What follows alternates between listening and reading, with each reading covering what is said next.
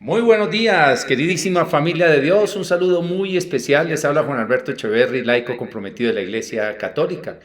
Bienvenidos una vez más a esta meditación y oración del sábado 15 de abril de 2023. Pues una cordial bienvenida para aquellos que se vinculan por primera vez al canal. Hoy las lecturas van a estar preciosas también, como siempre, como de costumbre el Señor nos regala en su palabra un conocimiento importante para nuestra vida.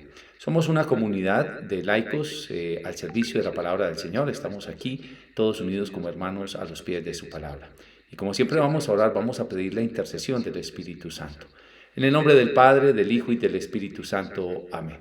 Dios Padre de amor, de bondad, de misericordia, queremos darte gracias por este nuevo día que nos has regalado, por el don de la vida. Gracias, Señor, por un día más que le das esperanza a nuestra vida.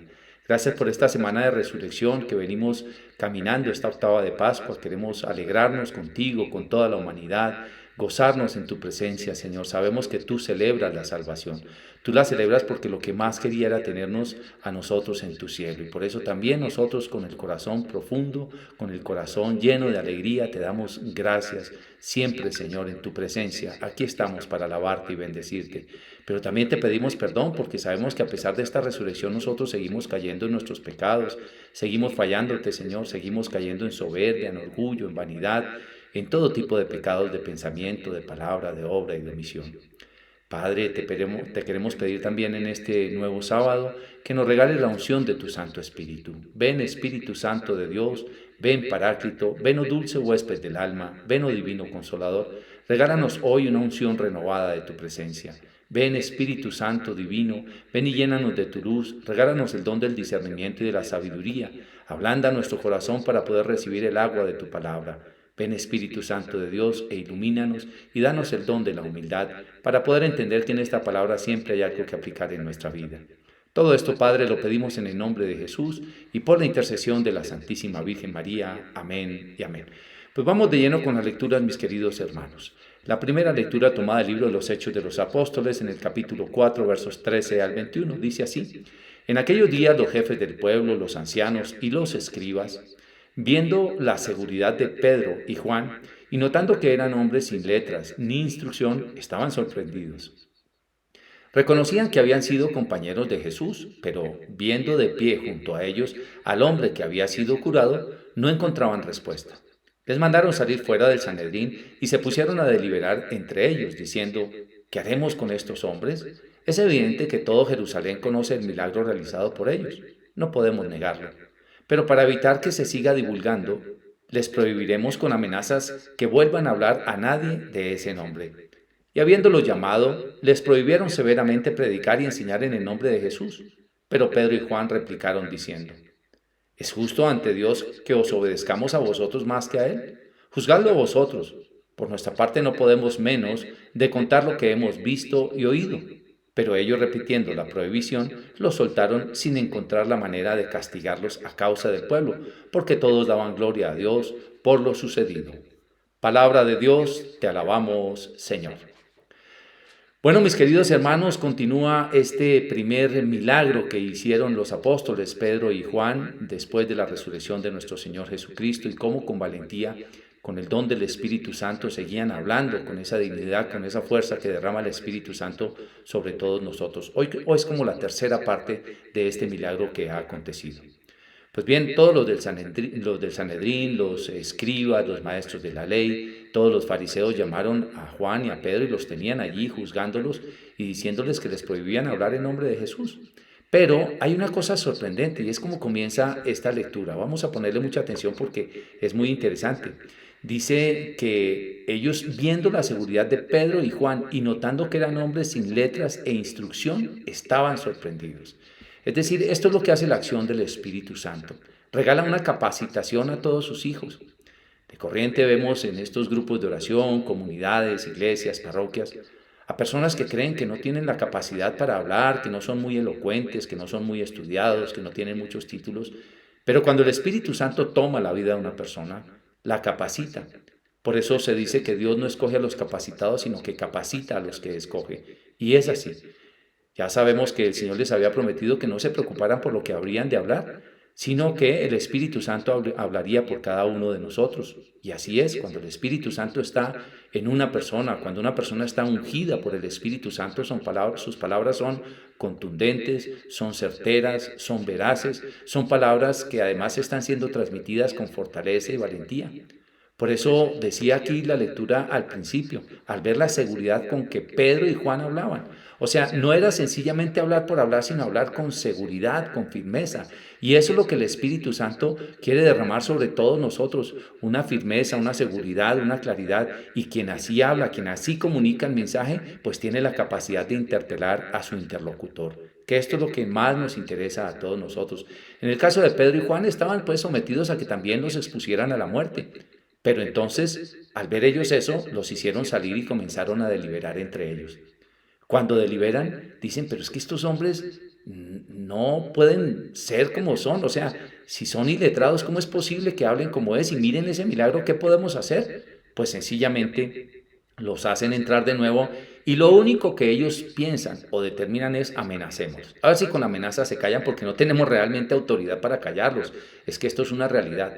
Y claro, seguramente pensaron que Juan y Pedro iban a decir, ay, sí, sí, sí, entonces nos vamos y déjenos tranquilos. No, dice aquí que reviraron diciendo, pero a ver, juzguen ustedes mismos si es mejor obedecer a Dios o obedecer a ustedes, o obedecer a los hombres. Júzguenlo ustedes mismos. Pero nosotros no podemos dejar de anunciar lo que hemos visto y lo que hemos oído. Y esta es la realidad de todos nosotros. Podrán callarnos, podrán decir muchas cosas, pero nosotros no estamos tratando de, hacer proselitismo religioso, sino contar las experiencias que nosotros vivimos en nuestra vida, pero contarlas con seguridad y con la firmeza y con la unción que nos regala el Espíritu Santo.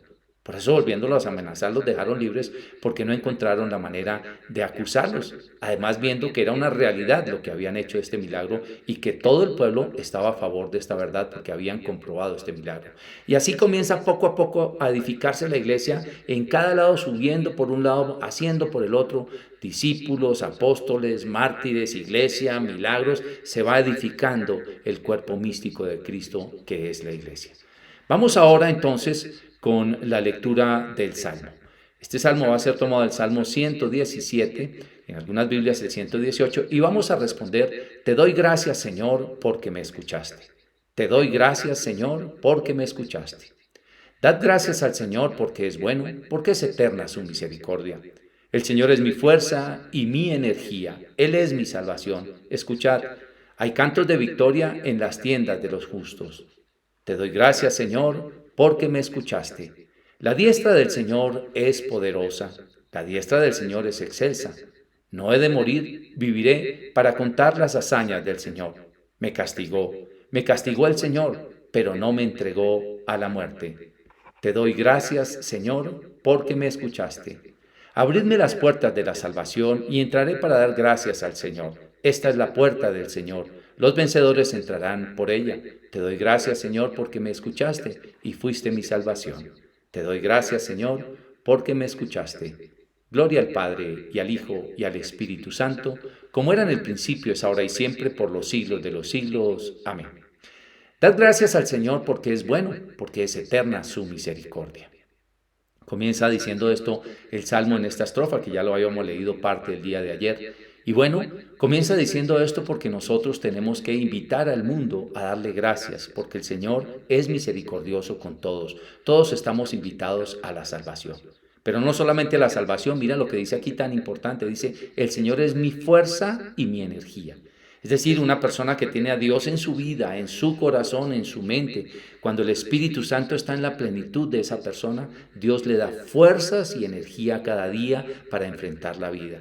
Por supuesto que todos tenemos momentos en los que nos levantamos desanimados, down, es decir, que no queremos subirnos al mundo, como que tenemos problemas, dificultades, pero cuando nos asimos a nuestro Señor, Él nos da una nueva fuerza, nos da energía para enfrentar la vida, para seguir caminando hacia esa eternidad que nos espera. Y dice, escuchad, hay cantos de victoria en las tiendas de los justos. ¿Cuáles son las tiendas de los justos? Las moradas del corazón de aquellos que han puesto su fe en Dios.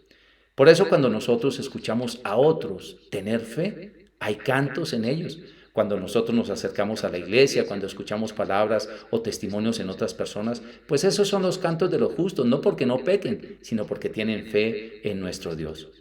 Luego dice, la diestra del Señor es poderosa, la diestra del Señor es excelsa. ¿Y cuál es la diestra del Señor? Es la salvación. Acuérdate que el Señor llama en Mateo en el capítulo 25, cuando hace el juicio de las naciones, dice, a las ovejas las pone a la derecha, que en este caso, pues la derecha a la izquierda de ustedes en mi caso, y aquí a la izquierda, que es la derecha de ustedes, dice, coloca a las ovejas a la derecha y a las cabras a la izquierda. La izquierda simboliza la condenación, la derecha, o sea, la diestra del Señor, simboliza la salvación. Es decir, la salvación del Señor, si lo leyéramos de esta manera, dice así, la salvación del Señor es poderosa, la salvación del Señor es excelsa. ¿Y qué significa excelsa? Santa, pura, victoriosa, maravillosa, excelente, en fin. Por eso dice por allá el Apocalipsis, nada impuro puede entrar en el cielo. Y dice también en los Hechos de los Apóstoles, sin santidad nadie podrá ver al Señor. Así es de que la diestra del Señor es poderosa, la diestra del Señor es excelsa. No he de morir, viviré para contar las hazañas del Señor. Me castigó el Señor, pero no me entregó a la muerte. Es decir, experimenté la carne, el dolor, la caída. Y está hablando aquí por toda la humanidad, porque ese es el resultado de nuestro pecado, no porque Dios nos haya querido castigar, sino porque es el resultado de nuestro pecado, pero no nos entregó a la muerte porque nos da la salvación final en Cristo Jesús. Y a lo último dice, abridme las puertas de la salvación y entre para dar gracias al Señor. Esta es la puerta del Señor. Cristo es la puerta de la salvación. Los vencedores entrarán por ella. Te doy gracias porque me escuchaste y fuiste mi salvación. Qué hermosura de salmo este. ¿Y cómo lo podríamos vivir nosotros en nuestro corazón? Vamos con la lectura del Santo Evangelio de este día. Lectura del Santo Evangelio según San Marcos, tomado el capítulo 16, versos 9 al 15. Jesús, resucitado al amanecer del primer día de la semana, se apareció primero a María Magdalena, de la que había echado 7 demonios. Ella fue a anunciárselo a sus compañeros que estaban de duelo y llorando. Ellos, al oírle decir que estaba vivo y que lo habían visto, no le creyeron. Después se apareció en figura a otros 2 de ellos que iban caminando al campo. También ellos fueron a anunciarlo a los demás, pero no los creyeron. Por último se apareció Jesús a los 11, cuando estaban a la mesa, y les echó en cara su incredulidad y dureza de corazón, porque no habían creído a los que lo habían visto resucitado, y les dijo, id al mundo entero y proclamad el Evangelio a toda la creación. Palabra del Señor, gloria a ti, Señor Jesús. Pues bien, mis queridos hermanos, hoy tenemos un texto hermoso. Bueno, fijémonos aquí que en todos los evangelios hay 3 apariciones. 3 apariciones de Jesús a los discípulos después de su resurrección. Obviamente, la mayoría de ellos no lo reconocen. La primera que lo reconoce es María Magdalena. Y esto tiene un sentido muy bonito. Fíjate que los demás discípulos Jesús sale al encuentro de ellos, va y los busca. ¿Por qué sería que a la primera, que es a María Magdalena, sí se le aparece? Y María lo reconoce cuando le dice su nombre. Pues sencillamente porque ella después de enterrado fue y lo buscó. Recordemos lo que leímos el día de ayer, que los discípulos se fueron a pescar, como quien dice ya no hay nada que hacer, no se fueron a buscar a Jesús, se fueron a pescar, es decir, a retomar su vida pasada. Pero en cambio María Magdalena sí quiso tener el detalle de después de muerto Jesús ir al sepulcro, ir a buscarlo y Jesús se le manifiesta. Esta es la gran diferencia. Y por eso hay discípulos que aman más a Jesús que otros, porque hay unos que están allí pero no tienen una edificación profunda en el amor hacia Dios. Hay diferentes amores, a los hombres, el amor a Dios, el amor a la obra del Señor, que en algún momento lo explicaremos. Pues bien, en este sentido dice que primero se le apareció a María Magdalena, luego se le aparece a los 2 discípulos, que son los de Maús, los que aparecen en Lucas en el capítulo 24, y luego se les aparece a todos los discípulos. Y entonces dice aquí que los reprende por su incredulidad y que les echa en cara el no haberles creído. Realmente no es un echar en cara como lo hablamos nosotros en términos humanos o colombianos. Es que me echó en cara que yo le había prestado, es que me echó en cara que yo le había hecho esto y lo otro.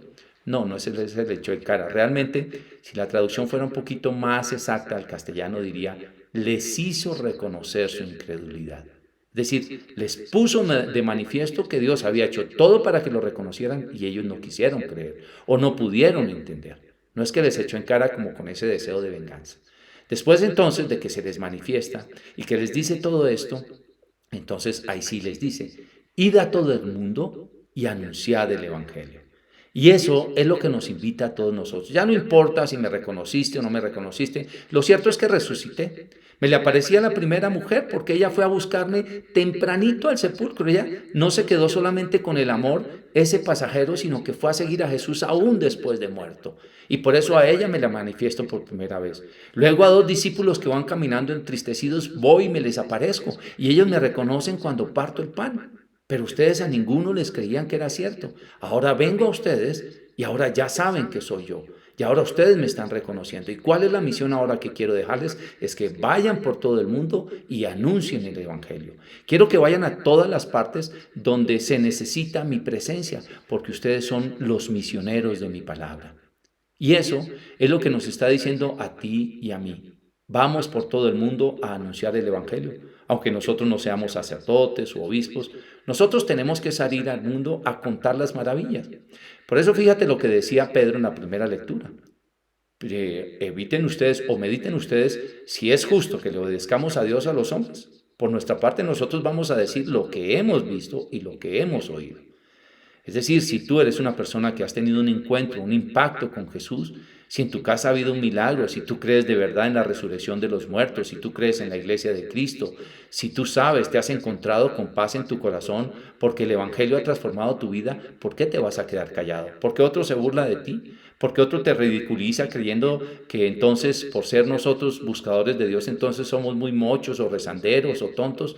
Pues a mí eso ya no me importa. Digan lo que digan. Yo tengo que anunciar las maravillas que Dios ha hecho en mi vida, en mi familia y en todo lo que tenemos a nuestro alrededor. Por eso ninguno de nosotros se puede quedar callado en este mundo, sino que tiene que proclamar el Evangelio diciendo, Jesucristo ha resucitado y nosotros hemos resucitado con Él y hemos visto este y este milagro, y eso lo comprueban estos textos, estas escrituras, estos historiadores.